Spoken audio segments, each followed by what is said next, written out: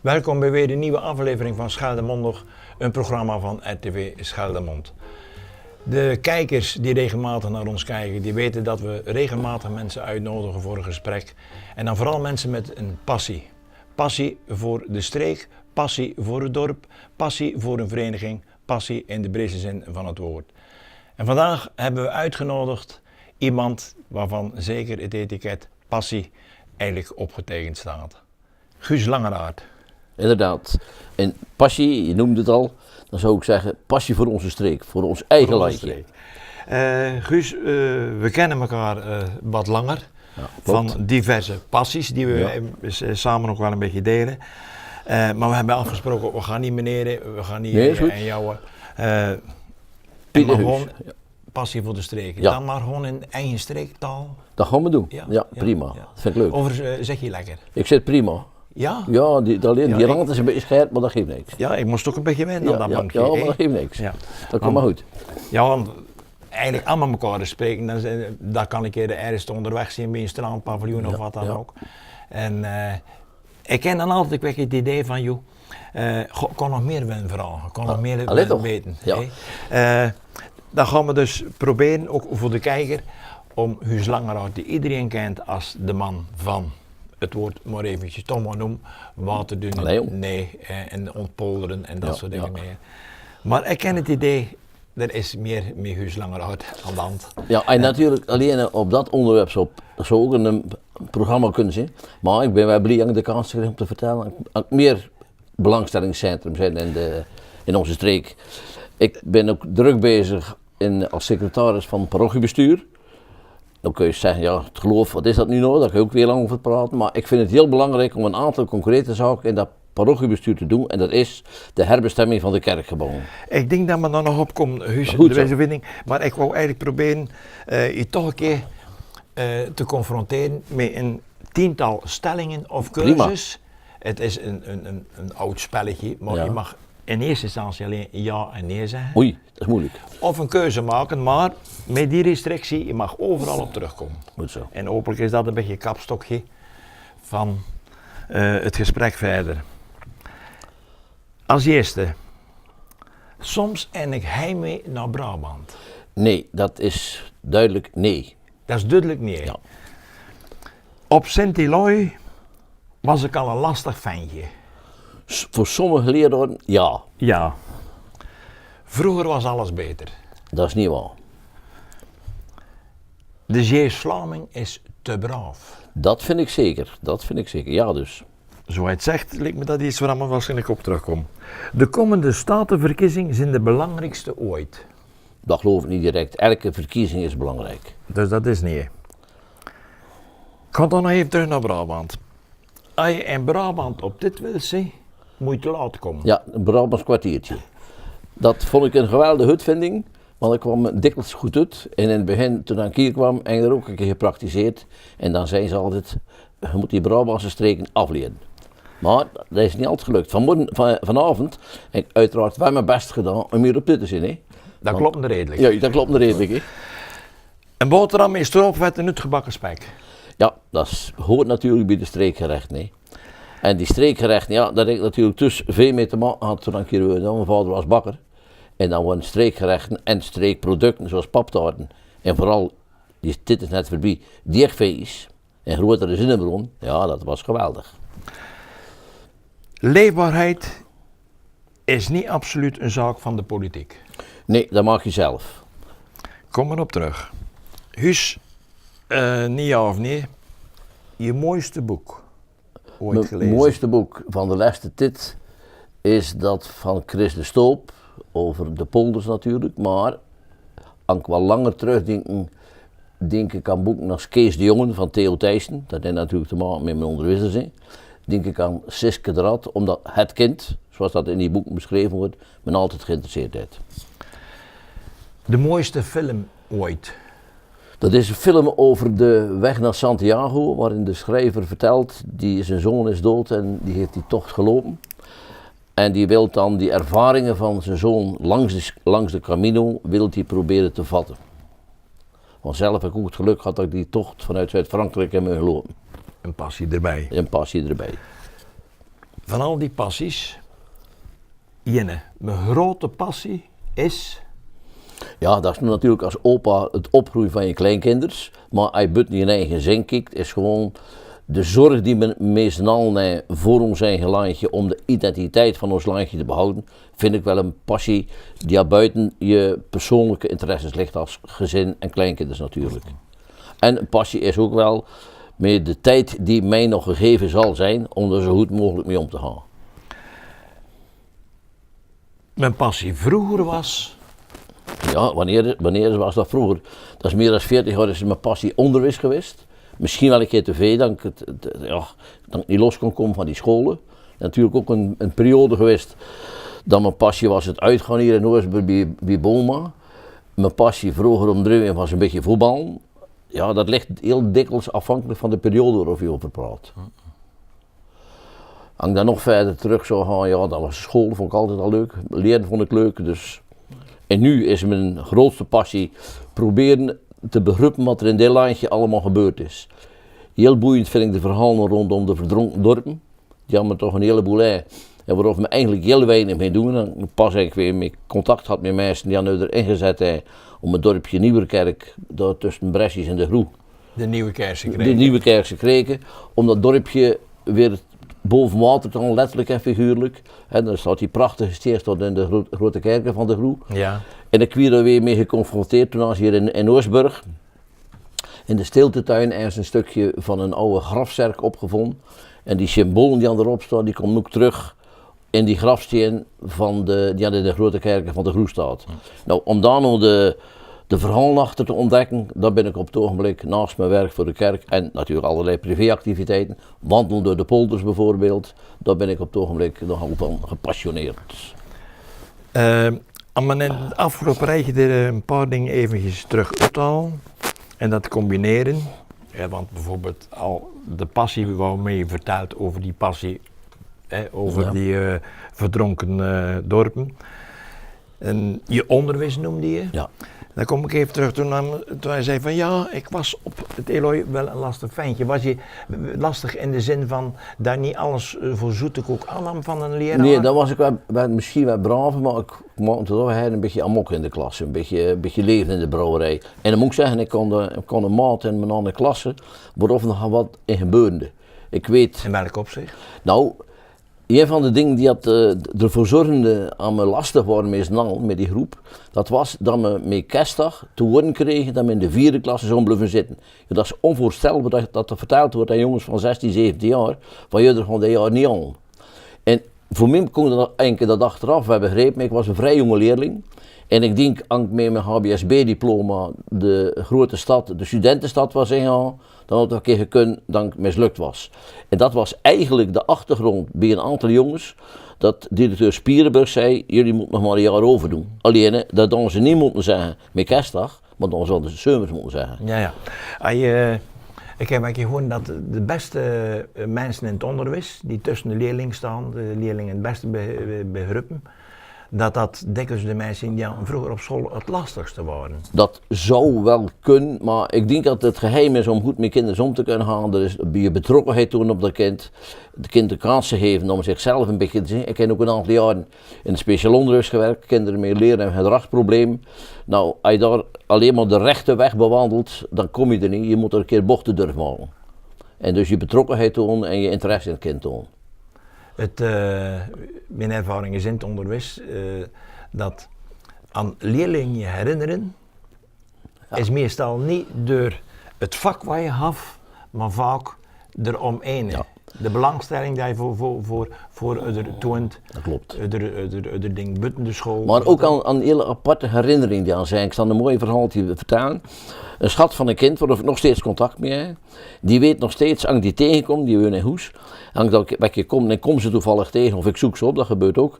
Dan ben ze altijd over de ene moment te vertellen, dat ik heel gedrevene som aan het uitleggen was, over verhouding ging in de toen 6e klasse, nog groep 8.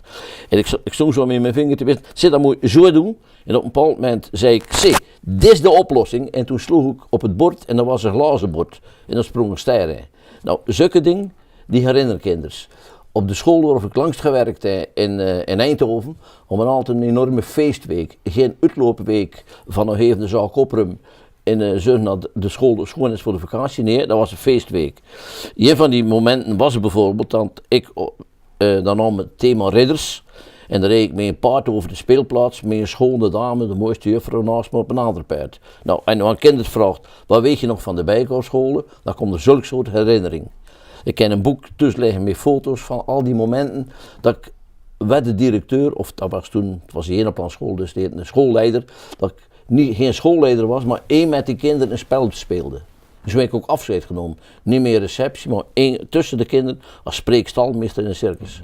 Op het moment dat je dat vertelt, Huus, over van, en die som uitleg, dat fusje, die gedrevenheid. Ja, dat is wat symbolisch.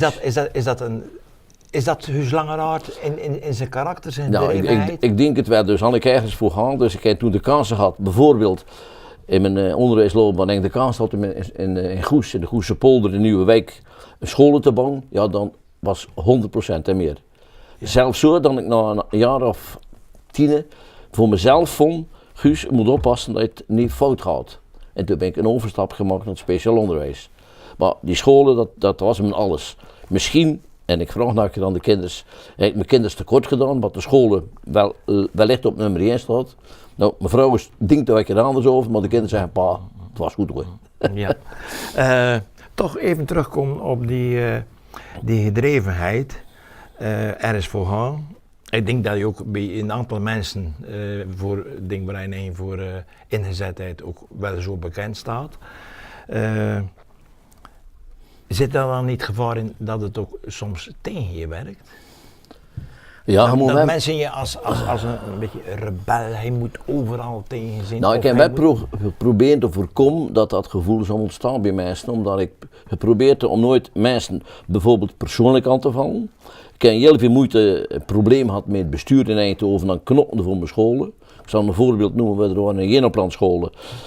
En dan was heel belangrijk aan mensen de identiteit van die scholen, die filosofie, dat ze daarachter kon staan. En op een bepaald moment waren er 2 juffrouws, die waren gelijktijdig in verwachting. Kon ik overigens zelf niks aan doen. En die 2 juffrouws die mochten eigenlijk van het bestuur niet op scholen blijven, want die zo'n part-time gewerkt na de periode van zwangerschapsverlof. Ik heb toen gezegd, jullie blijven bij ons op scholen, was tegen de zin van het bestuur, dat is een hele trammelant, een hele rel geweest. Nou, ik heb toen opgekomen voor de belangen van de scholen, tegen de zin van het bestuur, en uiteindelijk hebben we dat gewonnen, zelfs voor de commissie gelijke behandeling geweest. Maar dan is dat op feiten op wettelijke basis, in feite op procentjes uitgevochten. En in het belang van de scholen, dat telde. Uiteindelijk ben die dames... Die dames zijn op school gebleven en die hebben jaren samen de klasse gedaan. Ja. Dan kom ik even terug op wat ik recent heb meegemaakt. Dat was Huus Langeraard ook. Dat was een bijeenkomst in de Korre in Bresjes. Ja. Dat ging over het behoud van het veer, het fietsvoetveer naar Vlissing. Ja. Daar was een gedeputeerde. Die zou komen, dat was ook aangekondigd, de mensen konden vragen stellen. Maar van tevoren was bekend dat dat toch een beetje een lastige avond zou worden. En de gedeputeerde nam het woord, maar zei dat hij slechts een kwartiertje dit aan. En op dat moment viel de stal helemaal een beetje stille. Er was er een die opstond en dat was Huus Langeraard. En die weer binnen met het vingertje en het fusje tegen die man zei, dit kun je niet maken. Juist. Dat vind ik de arrogantie ten top. Je benoemde nog eens het onderwerp, het belang ervan en je zei van, dit kun je niet maken door te vertrekken. En de man lustende. Maar, en daarnet uit over dat bestuur, dat ding. Op het moment dat de overheid of een bestuur of laten we zeggen een beetje hoger op de ladder iets toont waar we hier het idee van uit van hier worden mensen tekort gedaan, is dat het? Ja, Daar huis dus op de barricades Dan gaat? stijger ik. Dan stijger je. Ja, dat is, je noemde dat voorbeeld van het fietsvoetsfeer. Ik herinner me ook, ik was er niet zo heel lang in Eindhoven aan de slag. En toen was er een bijeenkomst over de ADV, de arbeidstijdverkorting en de vrije dagen, ja mensen nou. En toen was er een bestuurder, een voorzitter, die wou dat afschaffen. En ik zat achter in de zalen en toen ben ik letterlijk op de stoel gaan staan en geroepen dat hij dat niet kon. Dat dat iets wettelijks was, waarop een recht op had. En dat was eigenlijk nog dom dat een directeur van de scholen zijn bestuur in het openbaar afviel. En ik heb meer van die momenten gemaakt, zoals je dat omschrift. Als er dus dingen gebeuren door hogere echelons, dat kan ik niet tegen. Dat kan ik niet tegen. Aan mensen, Ben je dan bijvoorbeeld, als die situaties in je voordoen, hè, er zijn genoeg bijeenkomsten en vergaderingen waar je ook geweest zit, waar natuurlijk toch de hoogwaardigheidsbekleders uitgebreid aan het woord komen. Ben je dan extra gefocust van... Ja, maar ik probeer dan bijvoorbeeld zo te spelen, en als u iemand aanspreekt, zal ik nooit zijn naam gebruiken, Nee. want dan zal ik zijn functie noemen. Ja. Ik heb een keer ruzie gehad over ruzie, meningsverschil had met een inspectrice, en dan zeg ik, nou mevrouw, u bent waarschijnlijk een geweldige moeder en een geweldige oma, maar als inspectrice heb ik heel veel moeite met u. Ja. Omdat ik dan duidelijk wil maken dat het gaat. Hoe ben de reacties dan? Ja, ze bluffen is natuurlijk je terechtwijzen omdat je ding verkeerd gedaan hebt of dat je ding fout gedaan hebt. Maar als het dan helemaal een beetje is gaan liggen, dat stormpje, ja, dan begrijpt me dat wel. Kijk, ik vind het heel makkelijk om mensen op persoonlijke zaken af te vallen, maar ik vind dat je niet recht hebt om een ander persoonlijk te krijgen. Nee. Dan kom ik even terug op een van de stellingen waarop je direct zei, jawel, daar was je het mee eens. Dat voorvalletje van de boot bijvoorbeeld, dat noemde ik dan even. De Zeeuws-Vlaming is te braaf. Ja, Zouden er meer mensen als u zo langer uitmonden zijn? Och, dat weet ik niet of dat nou zo geweldig is, maar wat ik bijvoorbeeld, en dan kom ik toch op dat onderwerp terug waar ik mee begonnen zijn hier in Zeeuws-Vlaanderen. De leefbaarheid. De leefbaarheid, maar daar kom ik op terug op het onderwerp dat waterduin. Nou, toen ik dus in Zeeuws-Vlaanderen terugkwam, hoorde ik van heel veel mensen dat ze dat idee van waterduin en dat polderen, die nieuwe natuur, maar niks vond. Maar ik vond dat er geen tegengas gegeven werd. Nou, toen heb ik geprobeerd om daar met een aantal andere mensen mee te starten. En dan viel het me toch soms tegen, allemaal dan vriendelijke acties aan, dat ik er 20, 30 man stond. Ik weet nog goed, een keer aan de toenmalige projectgedeputeerde nep euro's aangeboden, waterduin-euro's. En dan kwam die gedeputeerde, kwam zo'n stapel papier bij me met nep waterduin-euro's. Ja, dan staat er 20, 30 man. Terwijl ik wist dat er bij heel veel mensen tegen was.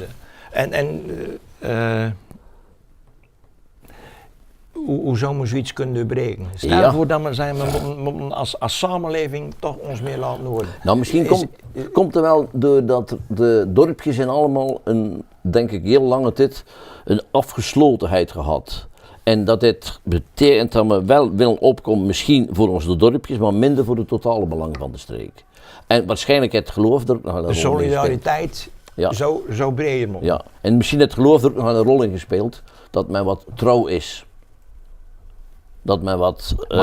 Maar als dat zeg maar, een beetje in onze henen zit, hè, dan kan eigenlijk iedereen zijn hang maar gaan zonder want dan lopen we dus als bewoners, ik denk naar een stukje leefbaarheid. Nou, ik denk dat er wel een kentering in komt. Dat je bijvoorbeeld ziet de poging die aan is stikken gedaan om de bushalte binnen het dorp te krijgen.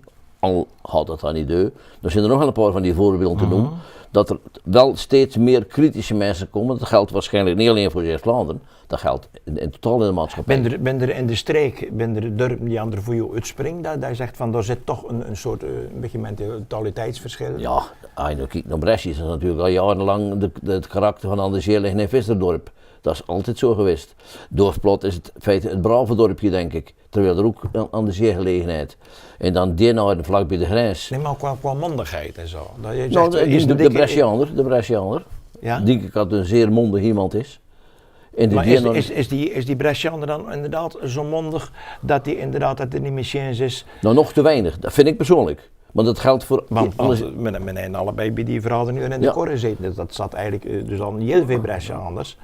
En dan die mondigheid, die is er dan op dat moment niet. Nou, ik denk ook dat dat dan komt En daarvoor hebben we er misschien dat we toch jaren in de streek gezeten hebben, waarop je niet meer je dialect weg kan, dat je AB moet spreken. Dus misschien binnen wij mensen door de schaam om het in het dialect, omdat ze niet bemachtigd zijn, om met de gedachten in fatsoenlijk Nederlands uit te drukken, dat ook een rol zou kunnen spelen. Zou kunnen.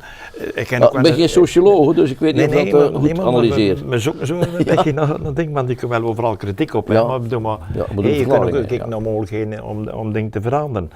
Ik heb wel eens het idee dat als je zo in een klein groepje met mensen praat, dat ze het prima kunnen verwoorden. Ja. Dat met name ook in Brescia zeg die ervaring. Ja. Maar op het moment dat het gaat van men heeft onder woorden gebracht, maar er moet een stap gemaakt worden, dat er dan een drempel is. Bijvoorbeeld als je in het verenigingsleven kijkt, hoe vaak is het niet zo dat mensen van buitenaf in besturen zitten? Ja. Nou, is dat toch een beetje van, ja maar die komt van verre, die zat wij weten. Ja. Nou dat is bijvoorbeeld denk ik een verklaring voor het feit dat er in Oostburg dikwijls heel moeilijk dingen te realiseren zijn. Oostburg heeft altijd heel veel kader gehad vanuit het belastingkantoor, vanuit de kantongerecht, vanuit het arbeidsbureau, die allemaal zaten in residentie Oostburg. Dat worden mensen die inderdaad wat verder weg geweest waren naar Zeeuws-Vlaanderen. Wat meer wil oppassen dat ik Zeeuws-Vlaanderen of Zeeuws-Vlaming zou willen typeren door als ze toch geen brede kijk hebben. Maar ik denk wel, althans dat ervaar ik zelf, misschien klinkt het wat arrogant. Als je verder weg geweest zit, als je een hele stuit uit de streek geweest zit, kijk je toch tegen sommige dingen wat anders aan. Om het maar eens heel concreet of heel duidelijk op tafel te leggen. Het ligt genuanceerder, maar als je die ervaring hebt die bij weg geweest en je komt terug. Die ervaring heb ik in ieder geval gehad, dat je toch bewust terugkwam en verlangde naar die streek, dat vertrouwde van vroeger, maar dan heb je dit ook niet stilgestaan. Dat je, sommige mensen hebben ben ze niet een beetje in de tijd blijven hangen. Nou, het ligt genuanceerd, maar ik leg het maar een keer even zwart-wit op tafel. Dat weet ik, nee, ik geloof niet als de meesten in de tit blijven hangen zijn, bijvoorbeeld zo niet met een klederdracht, dus uiterlijk in ieder geval niet meer. De meeste mensen televisie, maar reizen en dergelijke. Dus in de tit blijven hangen zijn wij niet. Maar er zijn natuurlijk ook veel recht om, en ook veel gemotiveerdheid om blij te zijn met wat we zijn. Geen grote drukte, ruimte om te wandelen, om te leven. Ik ben pas een weekend weer in Eindhoven geweest, met alle respect. Ja, als je daar een paar kilometer rijdt, 23 stoplichten. En als je nou in Zeeuws-Vlaanderen rondrijdt, ja, dan moet je kijken, is er nog een stoplicht ergens? Dus de mensen waarderen ook wel de ruimte die aan zijn, de sfeer van het landje. En ik denk dat dat ook bijdraagt om tevreden te zijn. Ik denk dat er best heel veel tevreden mensen zijn. Mensen die een poos zijn weg geweest, terugkomen naar de streek, die hebben iets met de streek, die willen niet weer terugvestigen, dat is toch dat vertrouwde van tussen, dat geborgene. Maar wanneer mensen met een andere mening komen, die als meenemen ervaringen elders, zit er dan ook niet het gevaar in dat men eigenlijk een beetje als van die bedweter af wordt weggezet? Nou, het mijn mond, want ik denk ook, je moet natuurlijk wel oppassen dat je niet als een bedweter versleten wordt, omdat je de zogenaamde wijsheid hebt pacht, zo hè, die je meebrengt uit een andere streek. Dus je moet wel meteen relativeren dat mijn waarheid ook maar een waarheid, maar niet de waarheid is. Maar ik denk wel dat het bijdraagt aan mensen die aan wat meer van de wereld gezien hebben, daar ben ik nog niet zo heel ver weg geweest, maar dat je toch datzelfde als mensen. Herinnert je wel eens dat je zegt van ik ken ervaring vanuit mijn werk, buiten mijn provincie, dit zou je dus makkelijk kunnen oplossen of een ding, maar dat je dan een ruim hebt dat je zegt. Maar dan moet ik zeggen dat ik een aantal dingen die ik afgesloten, bijvoorbeeld met onderwijs, hoe dat hier geregeld wordt, daar zou ik niet mee bemoeien. Nee. Want ik vind dat ik daar recht niet meer in. Dan zou ik weer me actief gaan opstellen in het onderwijswereldje. Dat wil ik met de opzet niet. Ik heb een mooie periode gehad waarop ik veel goede herinneringen aan heb, maar ik wil niet opnieuw beginnen. Nee. En nogmaals, met dat bedweter zijn, daar moet je mee oppassen. En ik ben verschillende keren op sommige situaties, dat ze tegen me zeggen, jong, maak je er niet druk om, dat toch niet. Kijk. Ja man, is dat dan weer die braafheid? Ja. Of is dat een excuus zoeken om je niet te moeten inzetten? Nou, je zou het naast braafheid misschien ook een stukje tevredenheid kunnen noemen. Van, och, men neemt dat en dat is nu helemaal zo, dus laat het zo zien. Ja, maar als ze er achteraan zijn, dan heb ik een beetje moeite mee als ze er achteraan zijn, want het helpt toch niet. Nou, daar word je toch dikwijls mee de verhalen rondom het veer met de kosten van de tunnel. Dan zeggen ze, ja, dan kun je nog zo drukken, maar daar, die Middelburg bepaalt het. Ja. En dat is wel eens jammer, dat we langzamerhand het gevoel hebben, althans een aantal Zeeuws-Vlamingen, misschien veel Zeeuws-Vlamingen, Middelburg bepaalt het. En dan kunnen we bluffen praten over dat fietsvoetveer, maar dat wordt ooit een keer opgegeven. We kunnen praten over een vliegen tunnel. Dan kom ik even terug op de stelling van zo straks. De komende statenverkiezingen zijn de belangrijkste ooit. Waarom ben die dan niet meer belangrijk? Ja, je zei de belangrijkste ooit. Die ben weer belangrijk. Die ben natuurlijk belangrijk, zoals altijd. Ja, en misschien wel heel belangrijk. Zo'n er veel mensen. Het is, nu noemen we dus dat Middelburg bepaald. Zeeuws-Vlaanderen, zullen we helemaal niet zeggen dat men altijd maar van die Calimero gedacht. Nee, helemaal niet. Ik ben strijdvaardig zat, denk ik. Maar ben mensen er wel bewust, en gezien de opkomst, dat we hier echt iets kunnen veranderen? Ja, maak de mensen een keer wakker om bijvoorbeeld massaal te gaan stemmen. En dan massaal te gaan stemmen op die partijen.